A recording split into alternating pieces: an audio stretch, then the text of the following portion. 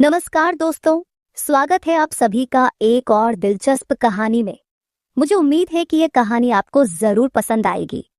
मैं दीपक एक छोटे से शहर से हूँ। जब मेरा कॉलेज में एडमिशन हुआ तो रहने के लिए बुआ के घर आना पड़ा। बुआ का परिवार छोटा लेकिन बहुत प्यार करने वाला था। फूफा जी सरकारी नौकरी में थे और अक्सर पोस्टिंग के कारण दूसरे शहरों में रहते थे। घर में बुआ के अलावा उनकी 2 बेटियां थीं, रिद्धिमा और परी। बड़ी बहन रिद्धिमा मुझसे 1 साल बड़ी थी, बहुत चुलबुली और हंसमुख। छोटी बहन परी अभी स्कूल में थी, हमेशा मस्ती करने वाली और बात बात पर हंसने वाली। बुआ बहुत समझदार और दयालु थीं। उन्होंने हमेशा मुझे अपने बेटे की तरह प्यार दिया। घर में माहौल बहुत खुशनुमा था, हंसी मजाक चलता रहता था, जिससे मुझे कभी अकेलापन महसूस नहीं हुआ। एक दिन की बात है, मैं सुबह जल्दी उठ गया था और सोचा कि नहा लूं। गर्मी के कारण जल्दी नहाने की आदत बन गई थी। बाथरूम में घुसते ही मैं जल्दी से कपड़े उतार कर शॉवर लेने लगा। ठंडे पानी की धार शरीर पर गिरते ही एक अजीब सी राहत महसूस हुई। लेकिन तभी अचानक बाथरूम का दरवाजा हल्का सा खुल गया। मैं चौंक गया क्योंकि मुझे लगा था कि मैंने दरवाजा बंद किया था। जैसे ही मैंने सिर घुमाया, देखा कि बुआ वहां खड़ी थीं। उन्होंने शायद किसी काम से बाथरूम की तरफ रुख किया था और उन्हें अंदाजा नहीं था कि मैं अंदर हूं। मैं घबरा गया, पर बुआ ने तुरंत नजरें फेर ली और हल्का सा मुस्कुरा दी। अरे दीपक, दरवाजा ठीक से बंद कर लिया करो बेटा, बुआ ने सहजता से कहा और तुरंत बाहर चली गई।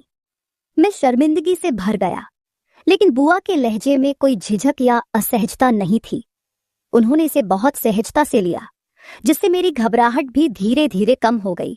जल्दी से नहाकर मैं बाहर आया और सोचने लगा कि बुआ ने कितनी समझदारी से माहौल को संभाल लिया। अगर कोई और होता तो शायद बात का बतंगड़ बन जाता, लेकिन बुआ ने इस स्थिति को बहुत हल्के फुल्के अंदाज में लिया। मैं बाथरूम से बाहर आकर कपड़े पहन रहा था, तभी किचन से बुआ की आवाज आई, दीपक चाय पियोगे? मैं धीरे धीरे किचन की ओर गया। बुआ चाय बना रही थीं। उनके चेहरे पर हमेशा की तरह एक प्यारी सी मुस्कान थी। मैंने हिम्मत जुटाकर कहा, बुआ, मैं दरवाजा ठीक से बंद करना भूल गया था, गलती से। बुआ ने मेरी बात बीच में ही काटते हुए हंसकर कहा, अरे बेटा, इतनी छोटी छोटी बातों को दिल से नहीं लगाते, लेकिन हाँ, अगली बार ध्यान रखना। उनकी सहजता और समझदारी ने मुझे और भी सहज बना दिया। बुआ का स्वभाव ही ऐसा था जो हर मुश्किल स्थिति को आसानी से संभाल लेता था। उनके साथ रहते हुए मैंने महसूस किया कि एक परिवार सिर्फ रिश्तों से नहीं, बल्कि समझदारी और आपसी सम्मान से बनता है। शाम को जब हम सब हॉल में बैठे थे, तो रिद्धिमा ने मुझे छेड़ते हुए कहा, दीपक, तुम हमेशा इतना शर्माते क्यों हो? मैंने हंसकर कहा, ऐसा कुछ नहीं है, बस मैं थोड़ा रिजर्व नेचर का हूं। रिद्धिमा ने आंखें मटकाते हुए कहा, अच्छा, तो फिर हमें देखकर घबराते क्यों हो? बुआ भी हंस पड़ी और प्यार से बोली, बेटा, आत्मविश्वास रखना बहुत जरूरी है।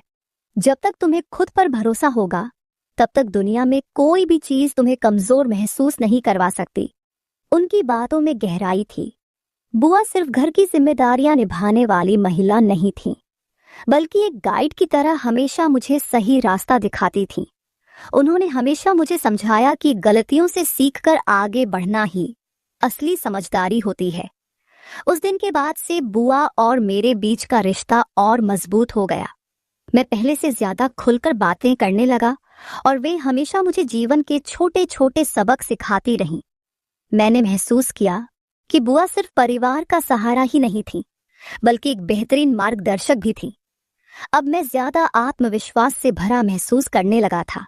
बुआ का साथ और उनका स्नेह मेरे लिए एक अनमोल तोहफा था। उनके साथ बिताया गया हर पल मुझे जीवन में आगे बढ़ने का हौसला और आत्मविश्वास देता रहा। तो दोस्तों, यह थी मेरी कहानी,